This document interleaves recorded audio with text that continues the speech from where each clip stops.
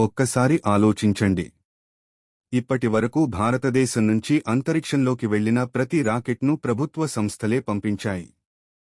కాని ఇప్పుడు చరిత్ర మారిపోయింది. స్కైరూట్ ఏరోస్పేస్ అనే భారతీయ ప్రైవేట్ సంస్థ VIKRM-1 అనే రాకెట్ను విజయవంతంగా అంతరిక్షంలోకి పంపింది. ఇది సాధారణ ప్రయోగం కాదు. భారతదేశ చరిత్రలో మొట్టమొదటి పూర్తిగా ప్రైవేట్ రాకెట్ కక్షలోకి చేరింది. ఈ రాకెట్ 1 కాదు, 6 ఉపగ్రహాలను విజయవంతంగా తమ కక్షలోకి చేర్చింది.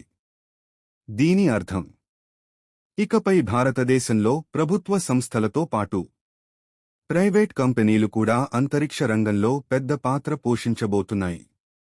ఇది కేవలం ఒక రాకెట్ ప్రయోగం కాదు. భారత అంతరిక్ష రంగంలో ఒక కొత్త అధ్యాయం ప్రారంభమైన రోజు.